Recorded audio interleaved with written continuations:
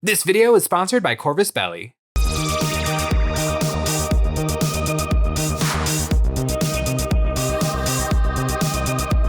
Hey guys, Jay here. Welcome to Models Memories Weekly, episode 189. Models Memories is a show about nothing and is filmed in front of a live studio audience. This is a show where I talk about my painting, modeling, and working experiences from the week.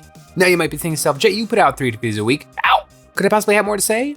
Well, I do, and here goes. This week, Games Workshop showed off the new Christmas model for this year, the new Red Gobo. At Warhammer stores, there is a new free miniature that you can get that Nick is very excited about, and there is a new 2-player starter set for the game Infinity. Every year, Games Workshop makes a new Red Gobo miniature, which is a little grot, evil Santa Claus. And this year, every year, it's kind of a little bit of a diorama.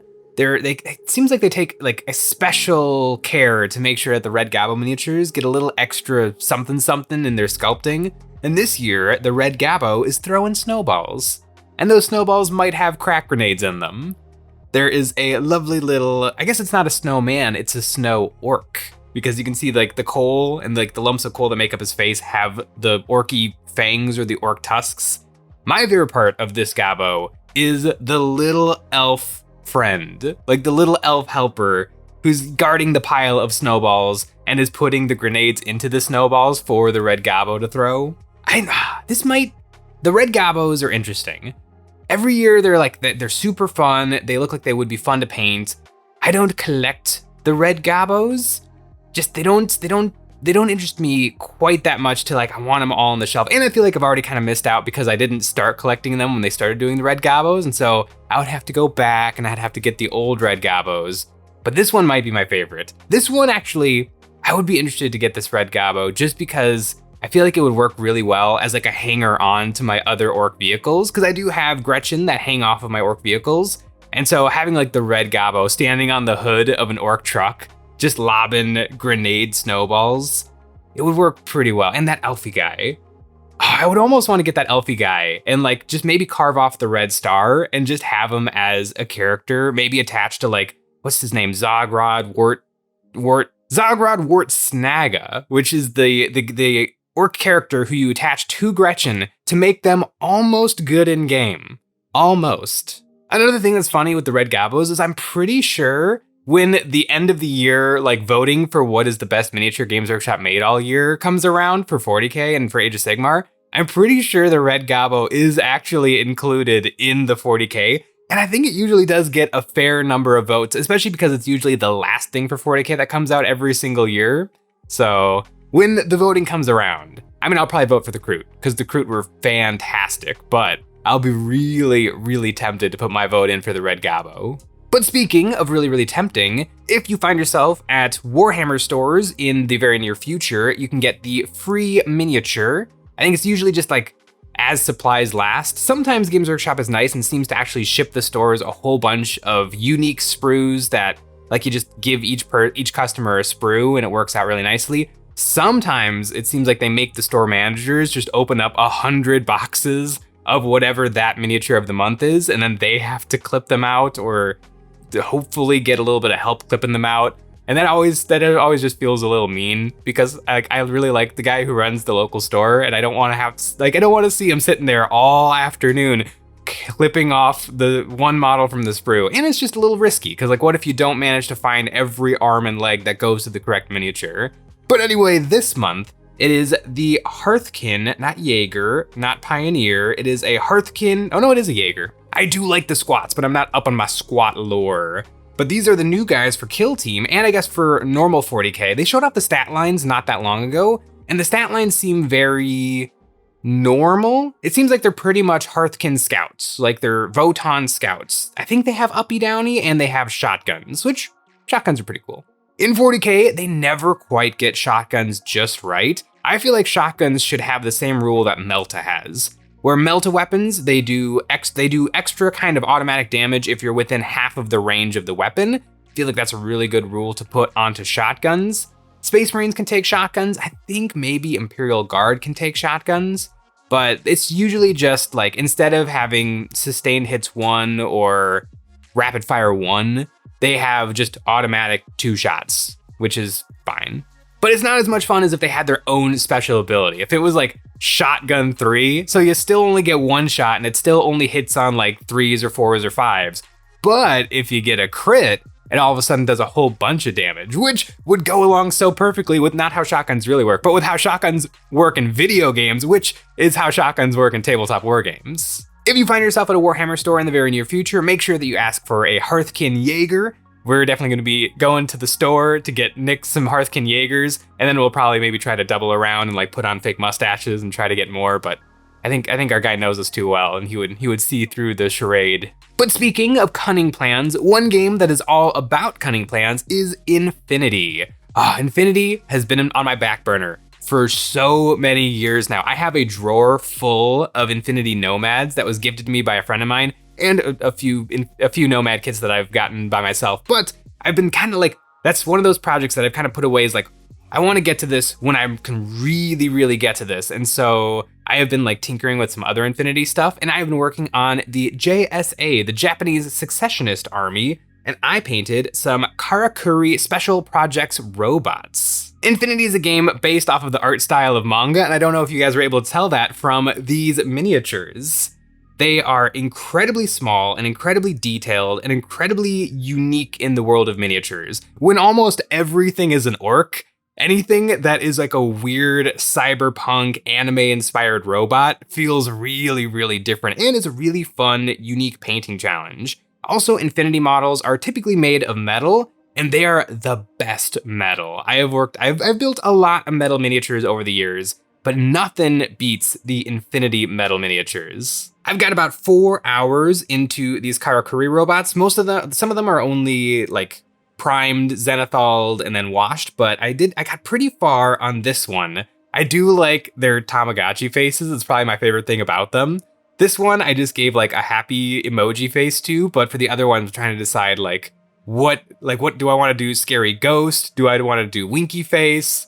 Do I want to do surprised face? There's a lot of really, really fun painting challenges on these miniatures. Also, just one problem I ended up with is there's actually facing markers on the bases. And when I put together this sniper one, I actually put the model on backwards because I wasn't used to bases having facings. So I carved off the facing markers. And I guess I probably should have done this before I started to paint them, but I really wanted to paint them. And so I'm probably gonna have to rebuild the facing markers out of plastic card and then put them onto the base at the very end, hopefully not ruining anything with too much super glue. In terms of factions, I'm definitely working on the Japanese Secessionist Army, but I do kind of want to dip my toes into every single faction.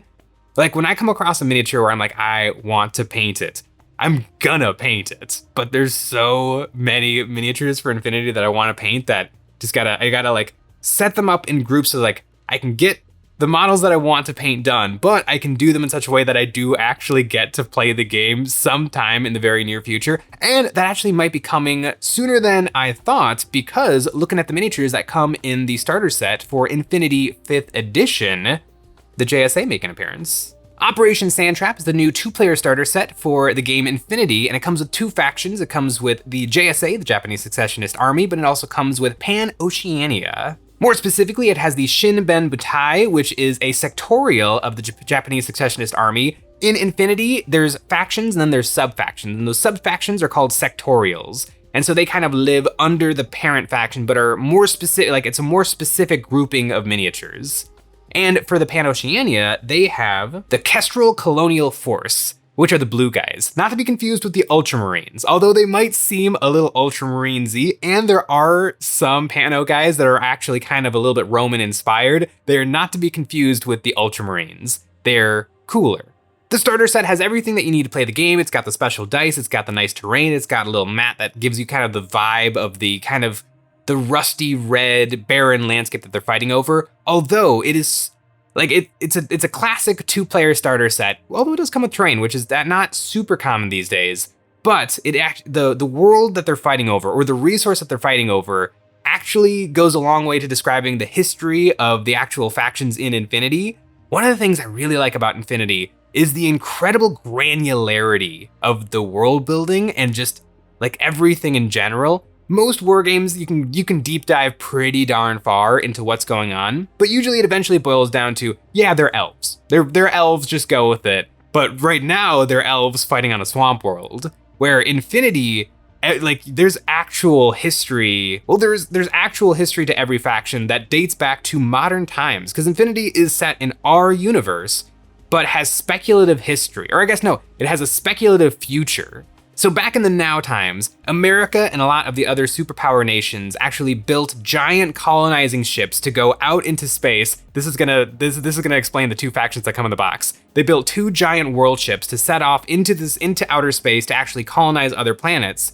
And this is basically like all of the resources of Earth were put into these 2 giant world ships to colonize other planets and then bring all those resources back to Earth. The ships vanished, which basically overthrew all of the major powers of Earth, leading China to become the dominant force on Earth. This worked really well for China, which absorbed a lot of the other Asian nations, and basically there was like, it all worked out pretty good. Like, it's not a dystopian setting, but it's just kind of a realistic depiction, or not a realistic depiction, because who knows what's gonna happen in the future, but it's a really interesting speculative look of what would happen if these crazy major events happened, where like South America and India and Australia formed a new superpower called Pan-Oceania, and it eventually kind of grew. So as China was enjoying kind of its heyday of basically owning all of Earth, all of these other countries kind of worked together to do another Hail Mary at space. And if that didn't work, then it all would have crumbled, but it did work, and they were able to colonize other planets and find other stable wormholes, so that intergalactic travel was somewhat possible. They invented space trains that could actually travel to all of these different planets and drop people off and bring resources back and forth.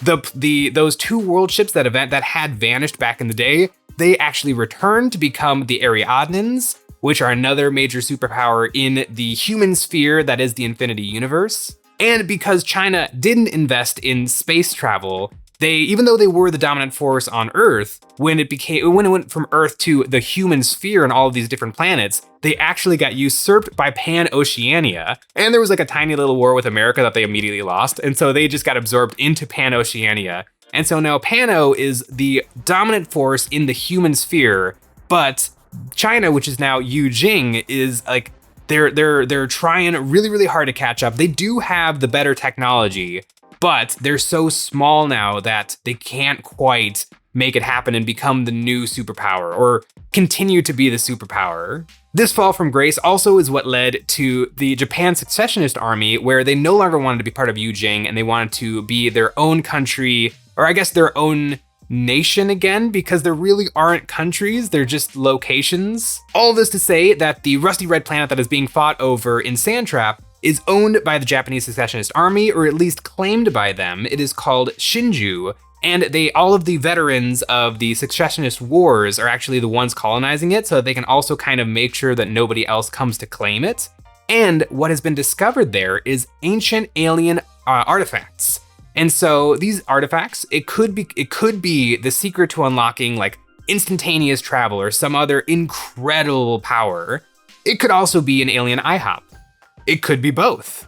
And so it's a little bit of a risk of like, who's going to be the one to actually discover what is hidden here? And no civilization or no culture is kind of willing to let that opportunity pass by. It could just be an IHOP, but it could be more. Now, Pan-Oceania is the dominant force in the human sphere, and so they do also kind of want claim to the alien archaeotech. And the problem with Pano, it's not a utopia, it's not a dystopia, it's just a society that arguably works as long as they're always moving in an upward direction. As long as they're always expanding, as long as they're always coming up with new technologies, as long as everything goes exactly right, they are the dominant force in the galaxy. And so whatever they have to do to make sure that that continues to happen, they kind of have to do. And so when they discover when they discover that the JSA discover the alien artifacts, they kind of decided that they do need to yoink that. And that to me is what makes Infinity so much fun, because every single war game has 2 factions fighting over gold or a generic, seemingly worthless piece of land. But in Infinity, to really understand what's happening on that barren piece of land, you have to go all the way back to ancient history and the politics surrounding every possible world event that has happened leading up to that exact moment. And you can actually do that. It's really, really interesting. Operation Sandtrap is available for pre-order now. It is the best way to get into Infinity. I am very excited for 5th edition because 4th edition passed me by, and I found out about Infinity in 3rd edition. So 5th edition is finally the time where I'm gonna figure out how to play Infinity. Got a couple of friends lined up. I've had a bunch of Discord calls with like all of my buddies who play Infinity, and they've tried to explain the game to me, but I think I just gotta play it. I just gotta roll some dice and see what happens. And speaking of just rolling some dice, EonsOfBattle dice available at EonsOfBattle.com. EonsOfBattle.com is the best way to support us doing what we do with a membership. Each month, members will get a credit that they can use on our new monthly train pack or any previous pack we have ever made. For the month of November, EonsOfBattle.com is getting chaotic with the Desecrated Engine, a war machine that could loosely be called a tank, but such an ordinary word does not properly describe the power of this demonic machine. With grasping chainsaw-tipped claws and a tummy blaster that won't quit, this unstoppable engine of chaotic might can roar its way through a battlefield. This insect-like monstrosity comes fully loaded with armor and weapon options so that it's ready to rumble with any army that dares to face it. And speaking of rumbling, a few weeks ago, I painted up Gabriel Seth and a few Sanguinary Guard for like in a Flesh Terrors theme because I was kind of sad that Gabriel Seth was no longer in the Blood Angels Codex. I bet he comes back, but he's currently not in the newest codex.